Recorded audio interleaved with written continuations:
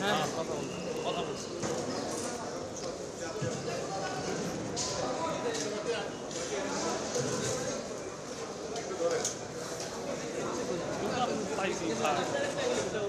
আমাদের মিশনটা কিন্তু শুরুতে অনেকটা ইজি ছিল না। আমরা যখন প্রথম ম্যাচটা, যেহেতু ওমান হোস্ট কান্ট্রি, যখন আমরা ওদেরকে হারাই তখন আমাদের অনেকের মধ্যে আত্মবিশ্বাসটা অনেকটাই গ্রো করে যে না, আমরা হয়তো বা চেষ্টা করলে অনেকটা পারবো।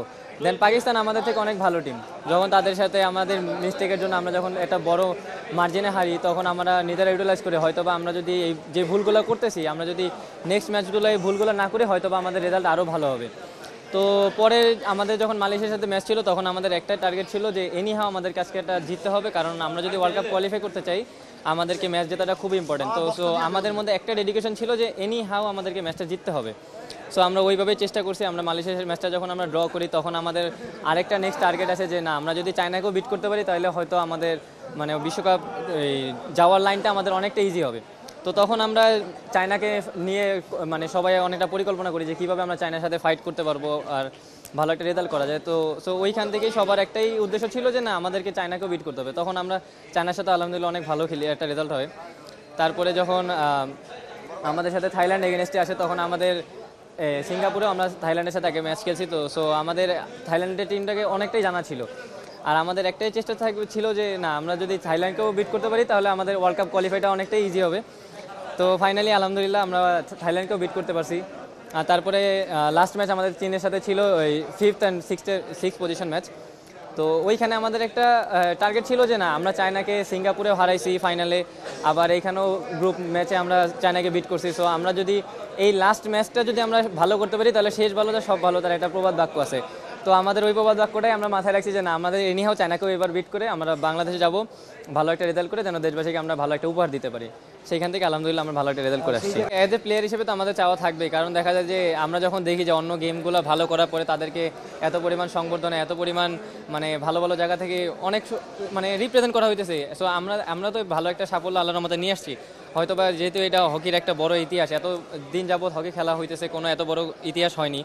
সো আমরা যেহেতু এত বড় একটা ইতিহাস করতে পারছি, আমাদের তো চাওয়া থাকবে যদি আমাদেরও যদি এরকম সংবর্ধনা পাই, দেখা যাবে আমরা অনেকটা প্রফুল্ল থাকবো, আমরা উজ্জীবিত হবো যেন সামনে আরও ভালো রেজাল্ট করতে পারি।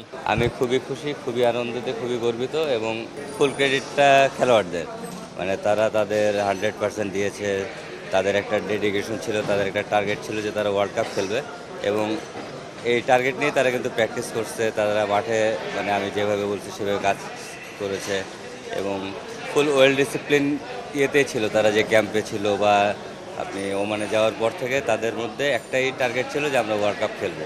প্র্যাকটিস ম্যাচ তো অত্যন্ত জরুরি। আমরা এখানে আসলে প্র্যাকটিস ম্যাচ যেগুলো পেয়েছি সেগুলো সব লোকাল দলের বিরুদ্ধে, তাই সেখানে আসলে শক্তিমত্তাটাও হয়ে জানা যায় না।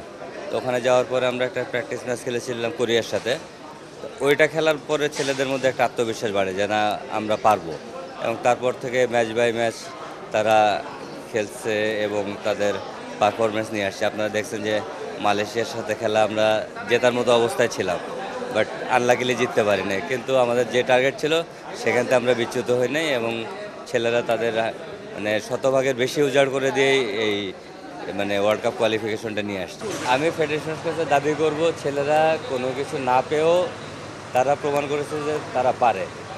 এখন তাদের পিছনে যদি ফেডারেশন একটা সুষ্ঠু সুন্দর পরিকল্পনা নিয়ে আগায়, স্পন্সর প্রতিষ্ঠানগুলো যদি এগিয়ে আসে, তারা অবশ্যই ভালো করবে। কারণ এখানে দেখেন এশিয়ার মধ্যে টপ টিমগুলোর ভিতরে আমরা এই টুর্নামেন্টে মাত্র একটা ম্যাচ হারছি পাকিস্তানের সাথে, আর প্রত্যেকটা খেলা চীনের সাথে ফার্স্ট রাউন্ডে ড্র ছিল। লাস্ট খেলা ছেলেদের একটা চ্যালেঞ্জ ছিল, চীনকে আমরা দেখাবো আমরা পারি, দিদি। তাহলে তাদের মধ্যে সব কিছু আছে। এখন শুধু আমার দাবি থাকবে এই ছেলেদের জন্য ঠিকমতো গ্রুমিংটা করা হয়, তারা ওয়ার্ল্ড কাপে অবশ্যই ভালো করবে। কারণ এখানে প্রত্যেকটা দেশের দল, বিশেষ করে পাকিস্তান, ইন্ডিয়া, মালয়েশিয়া, তারা বলছে বাংলাদেশের এরকম খেলা তারা কখনো আশা করে নাই এই টুর্নামেন্টে। এই ছেলেদের মধ্যে সেই কোয়ালিটিগুলো আছে। এখন ফেডারেশনের কাছে আমার অনুরোধ থাকবে এদের যেন মাঝ রাস্তায় ছেড়ে না দেয়, তাহলে তারা ওয়ার্ল্ড কাপে ভালো রেজাল্ট নিয়ে আসতে পারবে।